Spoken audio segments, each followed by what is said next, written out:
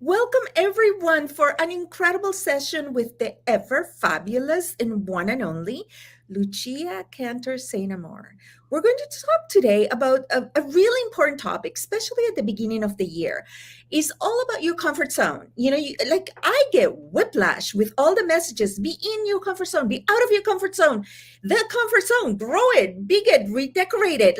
So we're going to do a deep dive as to what is, in our opinion, the right way to look at it, or maybe not the right, or maybe a more pragmatic way to look at it. So let's get to it. We got lots to cover. Empowering women on a global scale. Welcome to Powerful Women Today with Carolina Billings. Powerful Women Today is on a mission of inclusion, rewriting his story to include her story, and empowering, raising, and amplifying women's voices with professional speaking, publishing, original podcasting, and web TV. And now here's your host, the founder of Powerful Women Today, Carolina Billings. Welcome, everyone. We have the absolute fantastic Lucia Kanter Amour, who is a bestseller of For the Forces of Good, The Power of Everyday Negotiations. And I always change the title on her. So you always change the subtitle. Okay, she'll verify that for you, because that's the way we roll, right? We're agile. We're flexible. Mm-hmm. Right. Chia is the VP of one of the VPs of UN Women USA. She's an attorney and a powerful Women Today mentor expert. Yay! So your book, The Power of Good. Tell us about your book. Let's start. Yeah. There's a okay, sure. No, it's for the forces of good, the superpower of everyday negotiation, because negotiation is a superpower and it is everywhere, every day. And people forget that. They think it's for boardrooms or mergers and acquisitions or just salary negotiation, which, by the way, let's call it compensation package and negotiation, not just salary negotiation. And it's like, hold on there, sister. If you're not practicing negotiation skills in everyday contexts and low stakes, familiar contexts, because it's everywhere from the moment you wake up in the morning, then of course you're not going to feel confident and competent in that high stakes negotiation when you have to negotiate the prenup or the compensation. No wonder you haven't been practicing. They also think it's for men. Yeah. Women have been very much left out of negotiation and out of negotiation literature. Most of the books are written by men. It is extremely male dominated. So the insidious messaging there is, this is still a man's game. And the thing is, women are such good negotiators naturally. And what we need them to start doing is to tap into that. You've already got it. Okay. You don't need me. You have it. We just need to get you internalizing your voice as a competent and confident everyday negotiator. So that's the good news. So we're talking today about your comfort zone, and you wonder, okay, so we were speaking about comfort zone. How did we end up in negotiations? Because negotiations are something, and we just touched on it, that makes a lot of people uncomfortable. Yeah. So we would say that is outside most people's comfort zone. Yep. And there's a reason for that. Mm-hmm. There's you said, is often not taught unless you are in that specific, unless you're an attorney, or unless, I think only attorneys get MBAs, sales and marketing professionals, C-suite executives, and retired FBI hostage negotiators. Let's not forget them. Yes. Mm-hmm. I'm going to teach hostage negotiation right. to you. Most of us are not retired FBI hostage negotiators. Let's be clear. Right. But you can still use those skills every day. So the whole comfort zone, right? So words, right? Like saying a word like comfort zone means many things to many people, different things to different people. So comfort zone, in my opinion, and let's start there, right? So not starting in my opinion, but in sharing our definitions, because every person has a different definition of things. So in my opinion, the comfort zone is when you've reached a level of competency where things are second nature. right?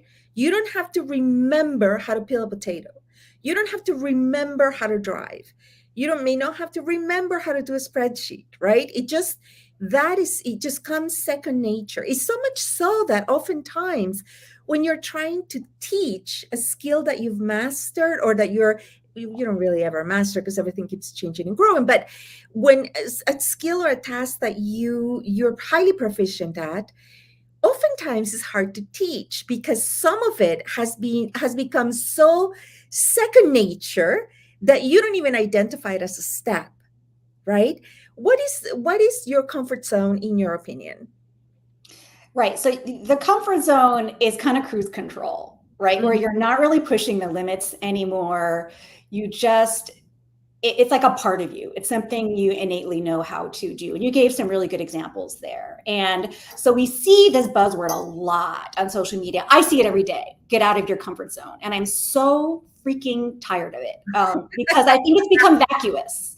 Yeah. I think we really have to peel back the layers of that buzz phrase. So there are two things I want to explore here. One is how women have actually been out of our comfort zones for millennia, and maybe we should come home to ourselves and our comfort, and that it's a bit privileged to be like, well, get out of your comfort zone. You don't have to tell women and girls fleeing Ukraine or Iran or Afghanistan, women and girls who are the primary food providers for their community in Africa and are impacted disproportionately by global climate change. You don't have to tell them, or the single parent for whom English is a second language and working 2 jobs, to get out of their comfort zone.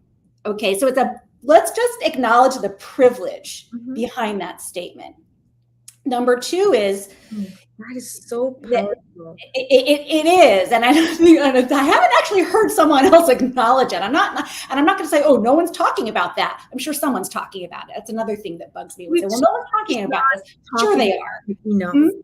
We're just not talking about it enough. Yeah, exactly. So I will be the first to admit when my privilege is showing, right? And I also know that I am the canary in the coal mine. So that if this kind of the nonsense and bullying and talking down to women is still happening to someone like me, then we're in big trouble, right? So that's why we do need this revolution of more women who are everyday negotiators. And so the second element I wanted to explore is something you brought up, that negotiation is this pervasive zone of discomfort for people. And here's the irony of it, is that if you can start to have it become more of an innate skill, it is something that will create more comfort in your life, okay? So it will bring you comfort. I'm going to give you an example.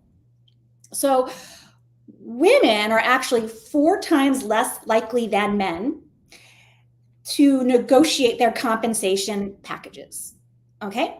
So let's start there. 4 times less often women do it. Now you're that woman who didn't negotiate your compensation package. Now let's say you do something crazy, like have a baby, okay? Did you know that there is a global wage penalty per child born for women of 7%? Yes, it's an unspoken child tax. Yeah. The disparity between women and men is really not because you're a woman. Because many women without children, the wage disparity is less than 5% for what's done. Right. It's a motherhood penalty, and it's very real. It is 7%. Okay. Let's call it what it is. Yep. It's a penalty. It is per child. It's per child. So inversely, per child, men realize a wage bump per child of 6%. So you've already not negotiated compensation. Now you say, I think you've got 2 kids. Now you see that now the differential is so much greater. It is never made up for over time, that differential. Okay, so now let's amortize it over, say, a 25-year career, 30-year career. That starts to really add up to some serious bank. Okay, so I want you to start thinking about income and wealth, because it's that delta that stops you from having the spare funds to invest. Exactly. The family vacations, the 401k investments, the more contributions to your kids' college fund. So by not getting a little uncomfortable at first until you do get comfortable, you are actually avoiding more comfort in your life, bringing more comfort into your life. And when I state it that way to women, they're like, oh, snap. I had never thought about it that way, because this is actually starts to add up to about $1 million over the course of your career. I just had a big aha as you were speaking, that as women, and it's not them, right? Like, I am doing an instant self-reflection here, an instant audit. In what I find with most women, is that we negotiate what ought in many occasions be a non-negotiable. That we negotiate. But what do you mean? Things like how we distribute the household chores, how we raise the children, or what is acceptable, respectful behavior from friends or family is negotiated, right? Like is some kind of there's not a solid boundary. It's right. Like we draw a line in the sand, but then the line in the sand would you're saying we renegotiate ourselves and how far we're willing to go because we keep blurring the boundary. Oh, absolutely. So it means that women do negotiate, but we're negotiating things that we shouldn't. We're negotiating on things that we should put a firm stance on. And yet the things that we ought to be negotiating, we shy away from. Well, all right, because we are conditioned to cooperate, to be nice, to be helpful. So we don't know how to negotiate. Right. You're supposed to give and give and give. And that is, be polite, of course, too. And also men interrupt women in meetings 4 times more often than the inverse too. So you know what? Start interrupting. Okay. Don't worry about not being polite. Start interrupting. In fact, interrupt 4 times more often. All right. Just to level your challenge today.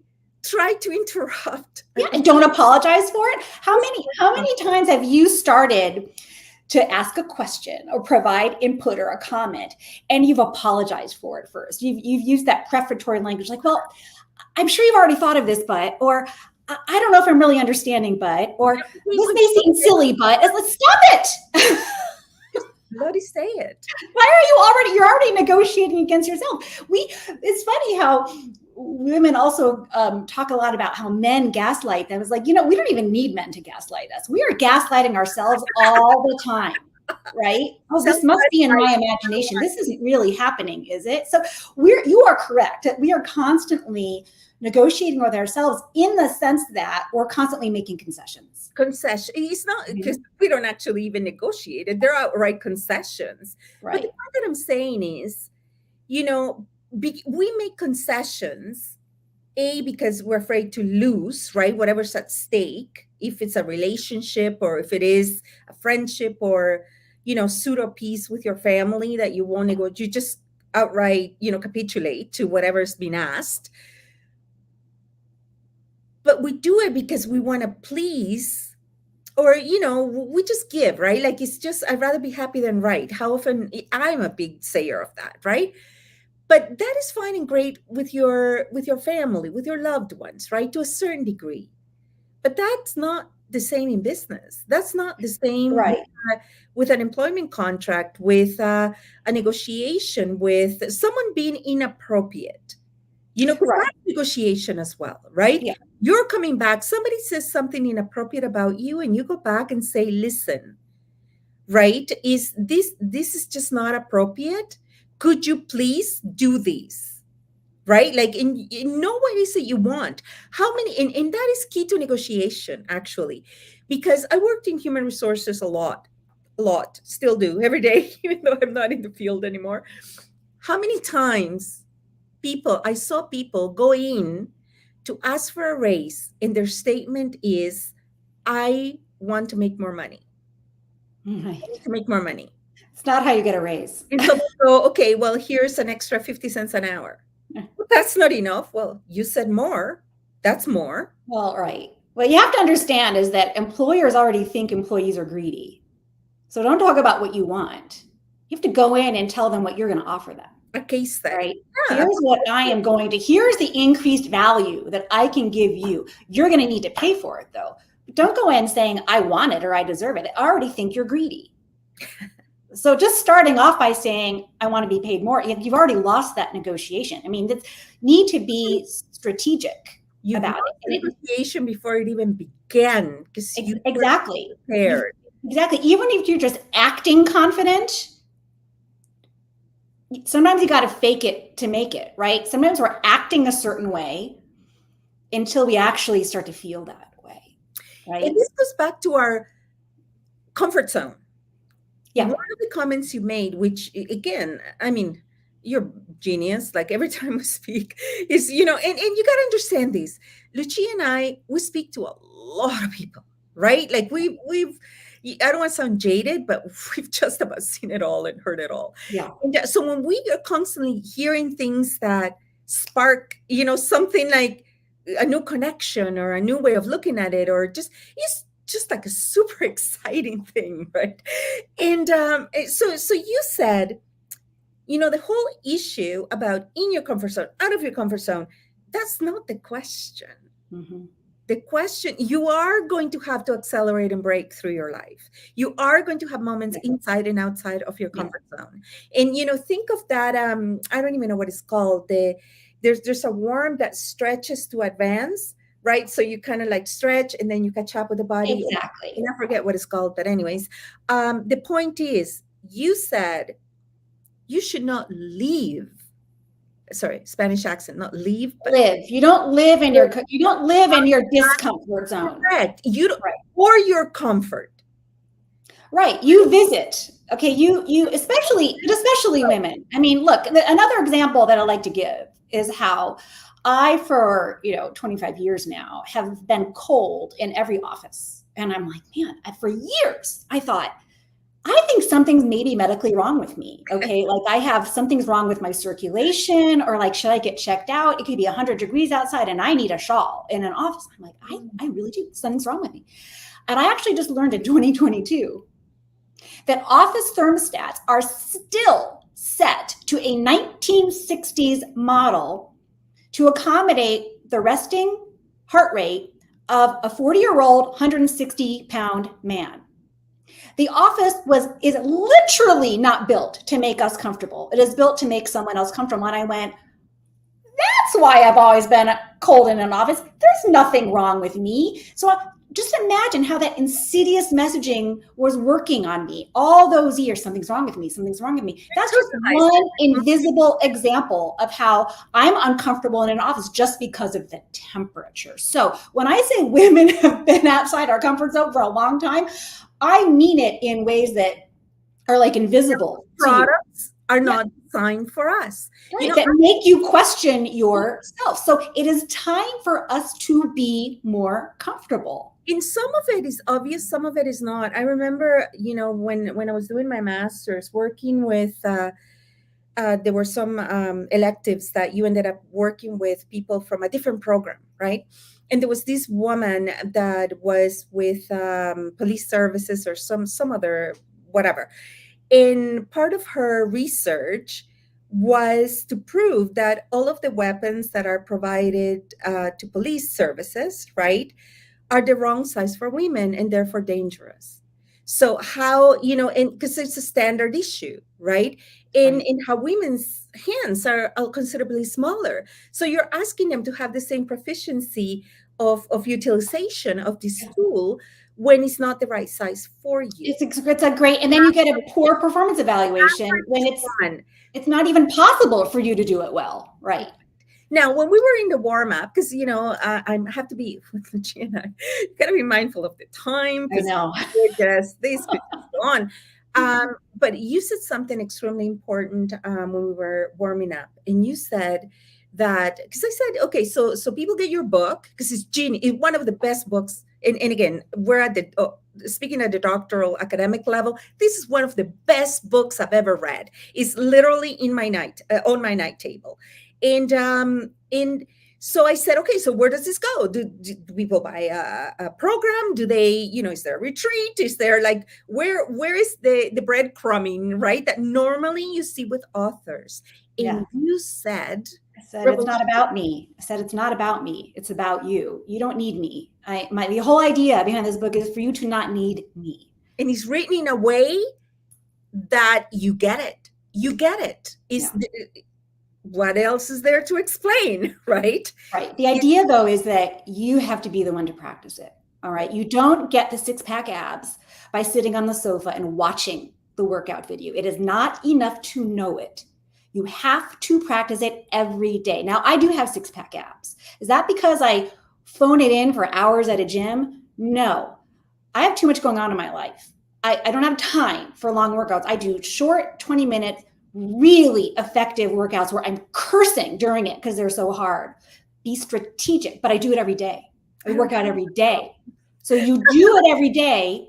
You are strategic with your time so that you're not living outside your comfort zone. You don't do plank twists for 12 hours a day for the six-pack abs. Okay. You only have to do it for like 3 or 5 minutes a day. Brilliant. That's what I'm talking about. So what you need to do is get a copy of this book.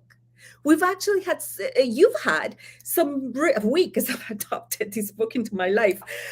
You've had some brilliant feedback, people that have bought the book, loved it, and bought it for every female in their family. Yeah. Like, this is how impactful this is. So we're going to put the link below. Get the book because that's the only investment you need. It's an investment in you. It's not about me. I'm just the one who wrote it. Retreat, to the course, to the convention. That's it. One investment. It's not a bait. Practice it. I'm not baiting you. That's it. Every day. Correct. This is an everyday practice. So this is how we learn negotiation. This is how we learn to take little, dives in and out of your comfort zone, in and out, because that's where we grow and rest, right? And this is the beginning of a huge series of anchoring the message and reminding everyone it's a daily practice. Pray and negotiate. Just start asking at checkout, in a live chat or in person. You start asking at every purchase you make, do any other offers or discounts apply to my purchase today? Start there. Okay. Rinse, repeat. Buy the book. Yeah. So when you buy the book, you negotiate and you say, what else do I get with these? Right. Not today. Are there any coming up? How's your inventory on this product? Right. No doesn't necessarily mean the end. Brilliant. Of course, Lucia is a continuous contributor to Powerful Women Today magazine, which is launching at the end of January. So we're super excited. Lucia is part of our Power Zone because you need to know how to negotiate, how to sell, and how to communicate, and you own the world. So Lucia, talk the end of the show. And what's our walkaway challenge for today, which I believe you just did, but what's the tip that we're walking away and we're closing the show with until next time? So go ahead, please. So I gave you your homework already, which is you're going to start asking that question. Are there any other offers or discounts that apply to my purchase today? You're going to call your insurance broker. You're going to make sure you're getting every applicable discount to your house, to your car, to your teenager who just got 2 consecutive report cards of straight A's. Do they qualify now for the good driver discount? What discounts are you eligible for? And you're going to remember that negotiation isn't just for business. It's everybody's business. Everyday negotiation with Lucia Kanter. Brilliant. Thank you, darling. Until next time, do your homework, buy the book, and we'll see you soon. Bye. Okay. Thank you, Carolina. Empowering women on a global scale. This has been Powerful Women Today with Carolina Billings. To learn more about how you can join and transform your life and the lives of women everywhere with professional speaking, publishing, podcasting, and web TV, visit powerfulwomentoday.com. Remember to subscribe to this podcast on iTunes, YouTube, or wherever you like to listen and watch your podcasts.